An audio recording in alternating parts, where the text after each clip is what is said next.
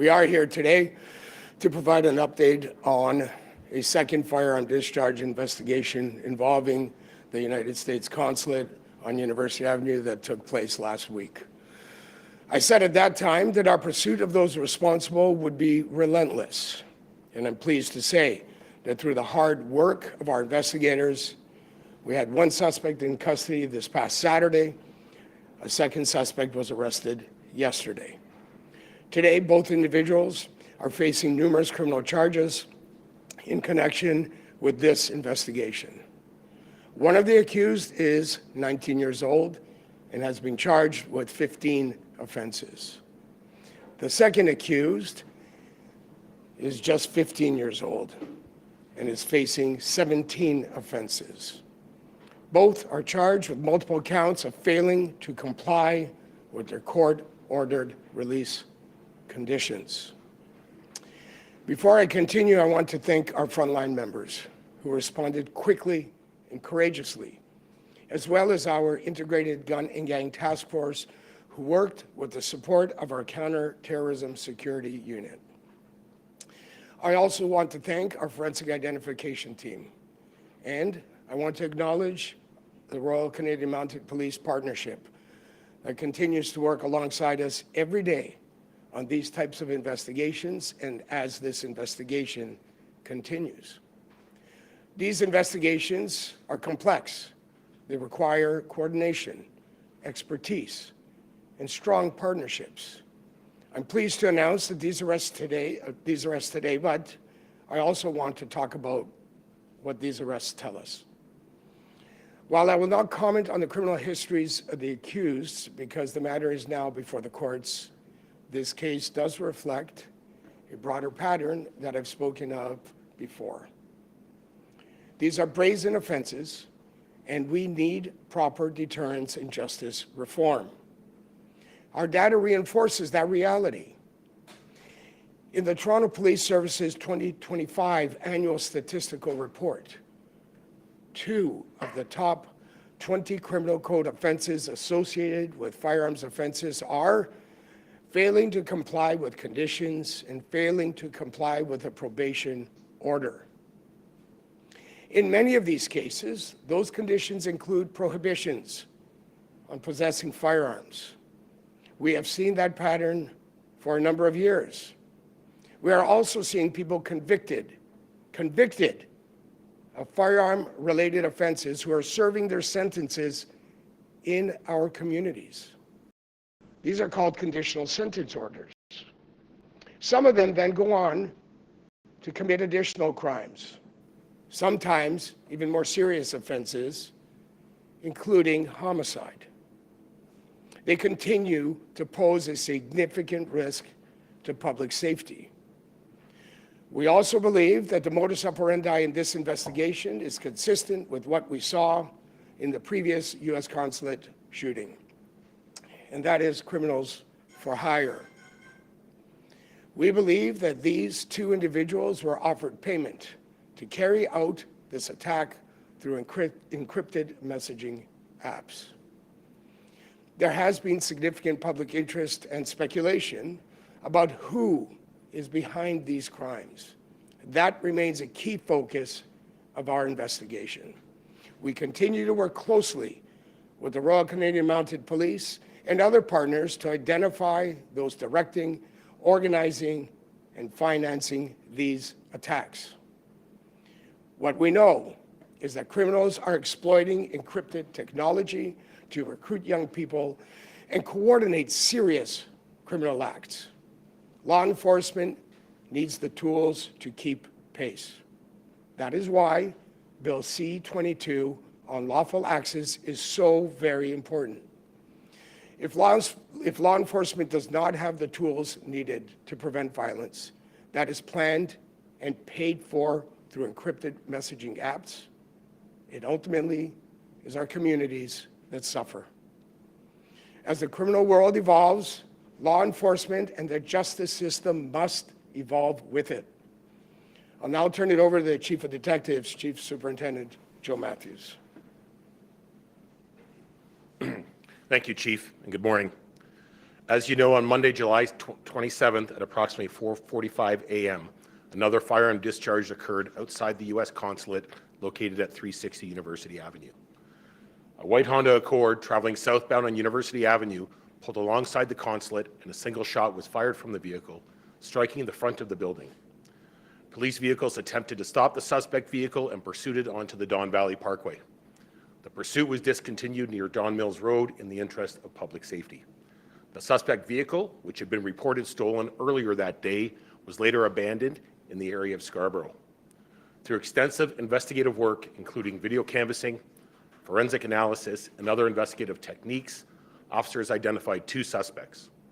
Our investigation has also determined that 3 days before the consulate shooting, the accused allegedly committed an arson in the area of Caledon. At approximately 9:45 p.m. on July 24th, the 2 accused driving a different stolen vehicle stopped at a gas station in the Kingston Road and McCowan Road area where they filled a red jerry can with gasoline. They then traveled to a residential neighborhood in the Queen Street West and Mississauga Road area of Caledon where they allegedly poured gasoline on a vehicle parked in a driveway and set it on fire. Thankfully, nobody was injured. 2 males, one 19 years old and the other just 15 years old, are now in custody and facing multiple criminal charges. I also want to acknowledge the work of our Integrated Gun and Gang Task Force, our Counterterrorism Security Unit, and our Forensic Identification Services, along with our partners at the RCMP. Their work once again demonstrates the value of coordinated investigations, strong partnerships, and the kind of painstaking police work that happens behind the scenes. Video canvassing, forensic analysis, and following every investigative lead take time, but it is also that work that allows us to identify alleged offenders, arrest them, and put them before the courts. Thank you, and would now be happy to take your questions. Was there any firearms recovered connected to this latest consulate shooting? No, the investigation is ongoing, but we have not recovered the firearm. Generally, the goal is to identify the head of the snake. That's right. Have we gotten any closer to figuring out who that person is? Is it a domestic person or are they abroad?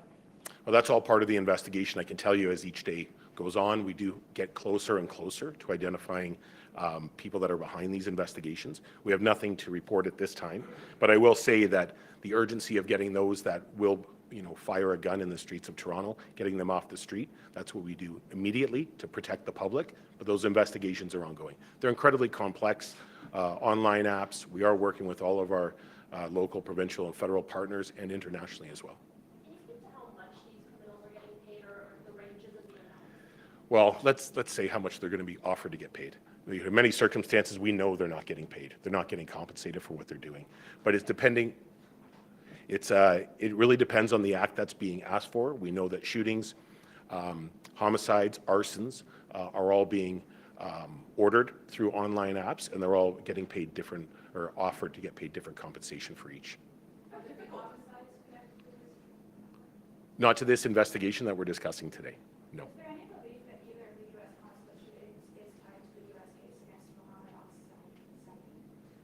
So I can't speak to that connection at this point, but what I can say is every investigative angle is being looked at. We are working with our American authorities to see if there is anything there. Which American authorities have been involved in this kind of investigation? So we work through the RCMP with the American counterparts in the States, the FBI, as well as we work very closely with the consulate here in Toronto. Do you know how large this network is? Seeing boys and young men were being recruited into this network as guns for hire? Are we talking hundreds? Are we talking thousands? So in the Toronto area that I'll speak on, I would list it as dozens at the lower level that are actually taking the contracts. And I think as you go up the pyramid, there's fewer and fewer at each level. As we talked about, a short time ago, we kind of look at this scheme as being kind of 3 levels. Are these 2 individuals connected to any other shootings on buildings in Toronto? So that investigation's ongoing. At this point, we have not laid any charges on these 2 people. You said they're different price points.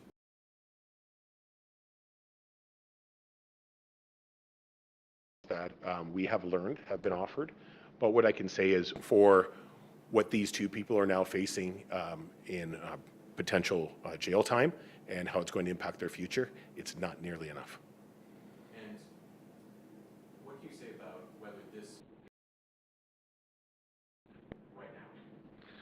So we have multiple investigations trying to determine each level of these schemes. As far as it being active right now, I can tell you that we have not arrested everybody that's been involved with this. So if that means that it's still active, I guess that means it's still active. But what I can say is it's all under investigation, hoping to get everybody at each level. And the vehicle in Caledon, can you tell us why it was targeted? So that's actually part of the investigation, where we've led that investigation with the OPP, and we're trying to determine exactly what it was. It was some type of intimidation. If it was, there's many things that it could be in the criminal code. So we're just not at a point to understand exactly what the motivation was for setting it ablaze. Is there a connection to the firearm discharge to Jewish bakeries as well, or do you believe that that's the same modus operandi?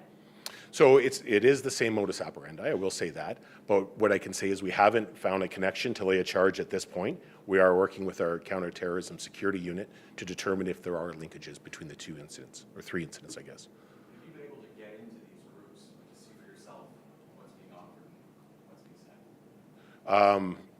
By get in, I'm assuming that by reviewing online chats. Yeah, I guess. Have you been able to seize a device that still has this chat open? I'm not going to get into actually that part of the investigation, but what I can say is we are looking at every opportunity to exploit these conversations. When you talk about, Chief, some of the resources that are being put in, I mean, I imagine for the teams who work on the various intelligence units, there's a lot more work now that they put into this, considering there's encrypted online platforms and challenges infiltrating, to my colleague's point, into those groups. Absolutely. It's incredibly labor intensive. Our gun and gang investigators, incredibly talented, had this solved within a week to identify those that committed the offense. Great work. And our intelligence unit is nonstop looking at any device that might be related to these investigations to determine linkages beyond the offenders that were present that night. And I just, before we go there, I do want to add, that really speaks to the law reform we really need to see in this country to give us the tools we need. And we're talking about law reform that would provide judicially scrutinized oversight of everything we would do, the same as in a wiretap or any other significant investigative tool. But we need reform that gives us the ability to deal with the encryptions and the fact that criminal offenders are able to communicate in a way that makes it very, very difficult to penetrate and disrupt that kind of criminal activity. And as I said, the end result is our communities suffer. And, when you think about what C-22 is about, it's about giving the police the tools they need with an appropriate level of judicial oversight so people's concerns, of course, are addressed. But we need the tools to deal with modern digital communication that gangsters are using to facilitate their criminality. Chief, practically, what does that look like? Are you reacting slower because you don't have that access? I'm sorry, I can't hear you. What does that look like practically, having that access? Would it expedite things? Can you talk to us about how it's impacted this investigation? Yeah, of course. I think the main thing it gives us an additional tool in our tool chest when we run up against encryption, that we have the ability to seek judicial authorization to get behind the encryption so that we can understand the evidence that we know exists there. Right now, we don't have that ability readily available to us. Which encrypted app did these suspects allegedly use in this attack? Do you have specifics on the apps? No, we're not prepared to share any of the specifics on apps at this point. One of the accused here is 15 years old. What do you make of that? Sorry? One of the accused here is 15 years old. Well, listen, we've talked about this before. We saw for a number of years a dramatic rise in young offenders being apprehended with illegal firearms in the city, and we've talked about that quite a bit. Now, while that trend has ebbed and flowed and changed a bit this past year, we do see repeatedly young people prepared to pick up firearms and engage in incredibly violent activity. That's a problem. And I've talked about this before. We'll put them before the courts, and our cops are relentless, and they will get them, arrest them, apprehend them, and put them before the courts where they belong. But there's other partners in the system that need to step up and do their job. So the justice system needs to do their part. Other agencies that support young people who find themselves in conflict with the law need to step up and do their job. And we will keep arresting them, but it's high time we stop the revolving door of young people and young adults being engaged in this kind of brazen activity time and time again in our public spaces. We need that cycle to stop. I think you previously said that Telegram and WhatsApp are among the apps that have been used by these groups.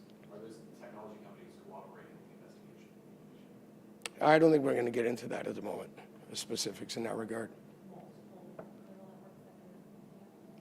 Yes, there's more than one criminal network that we're aware of that's using this type of modus operandi. Chief Super mentioned that let's call them kids, teenagers, are not being paid nearly enough for the price they're now going to pay with a criminal record. We're talking hundreds, or are we talking a couple $1,000s? No. We're not doing specifics. Itself in the Consulate, a heavily fortified building. Have you determined any kind of a motive why somebody's shooting a building where they're not going to have much effect? No, that's part of our ongoing efforts to try to track back on, how this crime came to be, who asked for what, and what the reason would be that might speak to motive. It looks, in the video, to me, it looks like 2 shots were fired. You mentioned there was only 1. Can you talk us through that and why you think there was only 1 shot fired? Or was it there was only 1 shot that hit the building? 1 shot that hit the building. So that part of it's under investigation. We're still looking at a bunch of different evidence to see. Perhaps there were 2 shots, but at this point it looks like only 1 shot struck the building. There was a police-involved shooting in Mississauga involving TPS overnight. I'm wondering if you can speak to why TPS was in Peel and whether there's any connection to this investigation. It's not connected to this investigation. Our police officers will go where their criminal investigations lead them. That is an investigation that started in Toronto, concluded in Peel, and the SAUs invoked their mandate. Chief, can you tell us how the officer is doing? I'm sorry? Can you tell us how the injured officer is doing? The injured officer received some treatment and is doing well. What was the nature of that investigation, Chief? Was it a G&G investigation? Was it a drug squad? I saw a cruiser from 50. It was, all I'll say at this point is an investigation regarding somebody who was armed. Do you believe the use of force was necessary in that? You got to speak up, I'm sorry. Do you believe the use of force was necessary in that investigation?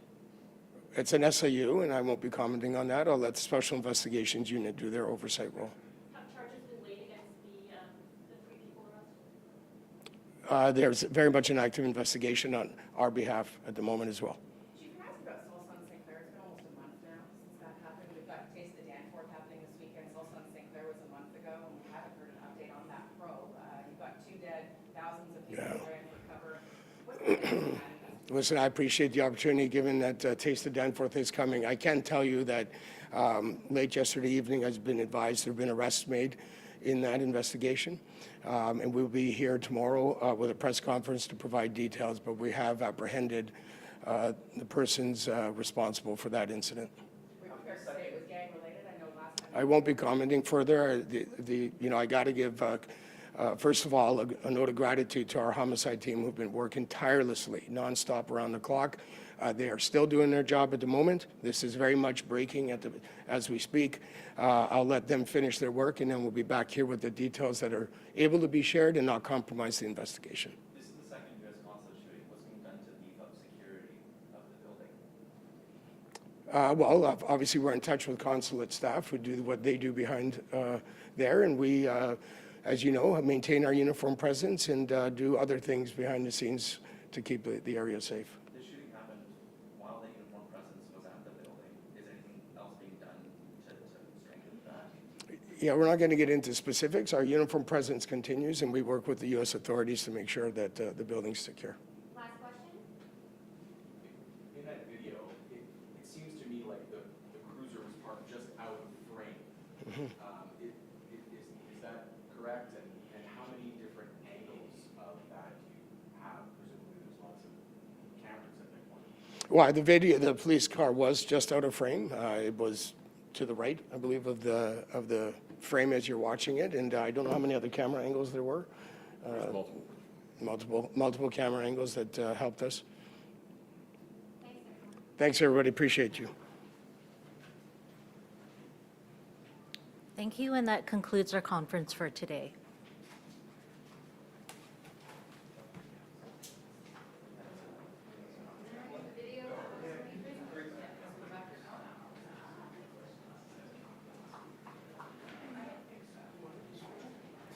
The one